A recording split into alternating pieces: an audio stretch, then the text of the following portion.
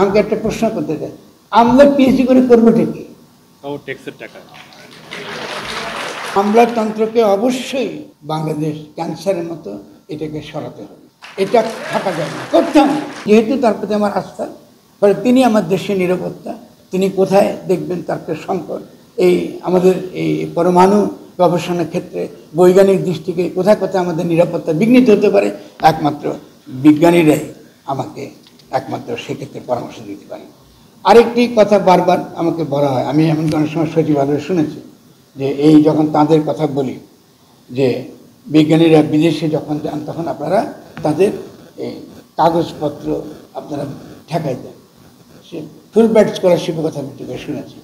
অনেক বিজ্ঞানী নিজের চেষ্টায় সারা জীবনের তার সাধনা পড়াশোনা করেছে, বিজ্ঞান চর্চা করবে, একটা স্কলারশিপ জোগাড় করেছে, আপনি সেই স্কলারশিপ না বন্ধ করে দিয়েছে।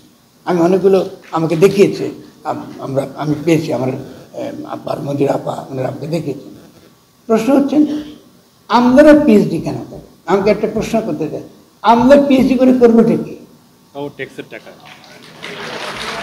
ঠিক আছে, সরকারি টাকায়। আপনারা পিএইচডি কেন করেন? আপনাদের পিএইচডির দরকার, আপনি তো জনগণের কাছে থাকবেন, বাংলাদেশ সম্পর্কে আপনারা খবর নেবেন, বাংলাদেশের প্রশাসনের অভিজ্ঞতা, তার ভিত্তিতে আমাদের বিশ্ববিদ্যালয়ে পিএইচডি কোনো অসুবিধা নেই। আপনারা টাকা নিয়ে সরকারি টাকা বিদেশে যাবেন, আবার শুধু সরকারি টাকা যদি না হয় আবার আরেকটা প্রকল্প বানাবেন, কি একটা নতুন আছে না বৃত্তি দেবার একটা প্রকল্প, শেখ হাসিনা বানিয়েছে, একটা বঙ্গবন্ধু স্কলারশিপ এটা বানিয়েছে। আচ্ছা ভাই, এত লুটপাট তো এটা তো একটা দৃশ্যকরই না। কিন্তু কেন আমাকে আমরা জিজ্ঞাসা করি, আমি তো আপনি তো ডক্টর, আপনি কেন ডক্টর করেছেন, এটা কী কাজে লাগছে আপনি কী কাজে লাগছে? আমার তো একটা সায়েন্টিস্টকে বিদেশিকে কোনো থেকে যায়, আমি যারা 100টা সায়েন্টিস্ট পড়াতে চাই বিদেশে থাকো, তো বলতে উনি বলতে আরে আপনি তো বাকি দেশপ্রেমিক মানুষ, আপনি কি এটা? হ্যাঁ আমি চাই। এটা 9 মাস পেরিয়ে গেছে, অবিশ্বাস্য ব্যাপার। আপনি কোনো মহলে, সরকারি মহলে আলোচনা নাই, সরকার তো বলতে পারে আমরা এটা মানতে পারি, এটা মানতে পারি না, খুব ভালো, একটা বিতর্ক হোক না। এবং আমি একমত যে এখানে আজকে যদি কোনো সরকারি তরফ থেকে কেউ থাকতো খুব ভালো হতো, কিন্তু আমি মনে করি যে হয়তো আগামী দিনে আমরা তাদের সঙ্গে করব। কিন্তু আমরা মনে করি আমাদের যারা সজ্জন আমলা আছেন, আমাদের যথেষ্ট অনেক আমলা আছেন, তারা দেশকে ভালোবাসেন, কিন্তু আমলাতন্ত্র আর একজন ব্যক্তি এক কথা নয়, আমরা আমলাতন্ত্র নিয়ে কথা বলি। আমলাতন্ত্রকে অবশ্যই বাংলাদেশ ক্যান্সারের মতো এটাকে সরাতে হবে, এটা থাকা যায় না, করতে হবে। এটা শুধু এই প্রতিষ্ঠানের ক্ষেত্রে তা না, কোনো প্রতিষ্ঠানের ক্ষেত্রে আমরা মনে করি যে আমলাতন্ত্র যেভাবে আমাদের টুটি চিপে ধরেছে এবং এখনও এত গণ অভ্যুত্থানের পরে বারবার আমাদের এই সমস্ত কাজে তারা যে বাধা দিচ্ছে, এটা আমরা মনে করি এটা আমাদের কাছে গ্রহণযোগ্য না। টানা ৭ম মতো বেস্ট টিস্যু পেপার ব্র্যান্ড হিসেবে স্বীকৃতি পেয়েছে বসুন্ধরা টিস্যু। আর আমি মনে করি যে এই নিরাপত্তা, রাষ্ট্রের গোপনীয়তা, এগুলো কিন্তু ভুয়া। আজকে পৃথিবীতে কোনো পলিটিক্যাল সায়েন্টিস্ট এটা দাবি করবে না যে রাষ্ট্রের গোপনীয়তা নামক একটা তথাকথিত গোপনীয় কিছু থাকে এবং সেই গোপনীয়তা রক্ষা করে রাখে। রাষ্ট্রের গোপনীয়তা মানে জনগণকে নির্যাতন করবার, জনগণকে দমন করবার, জনগণের অধিকার অস্বীকার করবার, এটা একটা ইডিওলজি, মতবাদ। রাষ্ট্রের কোনো গোপনীয়তা থাকে, রাষ্ট্র বলবে এটা আমার গোপনীয় বিষয় কি, সেটা জনগণের জানবার অধিকার আছে, যদি আমরা গণতন্ত্রে বিশ্বাস করি। Then nothing call state secret. State সিক্রেটটা ওই ধারণাটা এসছে কলোনিয়াল আমল থেকে। রাষ্ট্রদ্রোহিতার যে আইন আপনারা দেখেন, এটাও এসছে কলোনিয়াল আমল থেকে। অবশ্যই জনগোষ্ঠীকে রক্ষা করতে হবে। আজকে রূপপুরে আপনি এত বড় একটা কি বলে পারমাণবিক বিদ্যুৎ কেন্দ্র বসিয়ে দিলেন, এটা সে এলাকার জনগণের জন্য একটা চূড়ান্ত নিরাপত্তার প্রশ্ন। আপনি এটা নিয়ে কোনো আলোচনাই করলেন না, শুনলেন না কারো কথা, সিম্পল চুক্তি করলেন, আবার পিপিও করলেন। আপনি শুনেছেন পিপিও করলেন, আলোচনা করলেন না। তারপর আপনি আনতেছেন রাষ্ট্রের নিরাপত্তার প্রশ্ন, গোপনীয়। কী এমন গোপনীয় আছে যাতে বালিশের দাম লক্ষ টাকা দিয়ে গেছেন?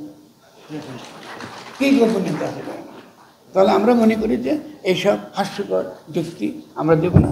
এবং বাংলাদেশের আমরা যারা মনে করি যে আমরা নতুন যে জনগণের কাছে যে ক্ষমতার প্রশ্নটা গণ অভ্যুত্থানের মধ্য দিয়ে হাজির হয়েছে, এটা আমরা এটাকে ডেফিনেটলি এটা একটা চূড়ান্ত একটা পূর্ণাঙ্গ তার সফলতার দিকে আমরা নিয়ে যাব। আমাদের বিপদগুলোতে সহজের সহজ আমরা যেই এই যে পিপিএ যেটা হয়েছে সেটা যে এখন কিন্তু প্রায় প্রত্যেকেই, তার মধ্যে কিছু হয়তো পার্থক্য আছে, তারা প্রত্যেকেই মনে করেন যে জ্ঞান উৎপাদনের জন্য এই যে জ্ঞান উৎপাদন, বিজ্ঞান গবেষণা, জ্ঞান উৎপাদন, এটা অবশ্যই ক্ষমতা চর্চার অংশ। মানে আপনি এই প্রতিষ্ঠানটা, তার এখান থেকে যে সকল গবেষণা তৈরি হয়, এটা একই সঙ্গে অবদান রাখে গণক্ষমতাকে, যেটা একটু আগে ব্যাখ্যা করেছেন। মানে আপনাদের অবদানটা এই পুরো দেশের 17 কোটি মানুষকেও ক্ষমতাবান করে তোলে। ফলে সে জনগণের সঙ্গে ক্ষমতা, আপনি একজন খুব সুন্দর বলেছেন, আমরা যে বিজ্ঞানীরা যখন কোনো কাজও করেন না তখন তারা চিন্তা করেন। ফলে এটা বোঝাতে হবে যে আমার এই বিজ্ঞানী, সে যখন ঘরে বসে থাকে বা তাকে মনে হয় যে সে কোনো কিছু করছে না, কিন্তু তাকে ওই সময়টুকু, ওই অবসরটুকু আমাকে দিতে হবে, কারণ তিনি আমাকে ক্ষমতাবান করবার জন্য ভাবছেন। এটা এই নীতিগত দিকটা যেমন আপনাদের চর্চা করা দরকার, এই নীতিগত দিকটা একই সঙ্গে জনগণের কাছে সঞ্চারিত হওয়া দরকার। নইলে কিন্তু আমরা বিজ্ঞানকে একটা উন্নত জায়গায়, একটা আরো অত্যন্ত একটা সমৃদ্ধ বিজ্ঞানের যে রাস্তা, এই রাস্তায় আমরা প্রবেশ করতে পারবো। তো আমি আর কথা বাড়াবো না, আমরা অনেক সময় কথা বলেছি এবং অত্যন্ত গুরুত্বপূর্ণ আলোচনা হয়েছে। আমি আবারও ধন্যবাদ জানাবো আমাদের বিজ্ঞানীদের, মঞ্জুর আপা আছেন, সাইফুল্লাহ ভাই আছেন, তারা আমার কাছে গেছেন। আমি অত্যন্ত কৃতজ্ঞ। আমি অত্যন্ত ক্ষুদ্র মানুষ, আমি আপনাদের মতো বড় বিজ্ঞানী না, কিন্তু আমার একটা দোষ আছে, আমি দুর্মুখ, আমি কথা বলি। ফলে আমি আপনাদের পক্ষে অবশ্যই কথা বলবো। আপনি 11 দফা চালিয়ে যাবেন, 11 দফা আমরা অবশ্যই আদায় করে ছাড়বো।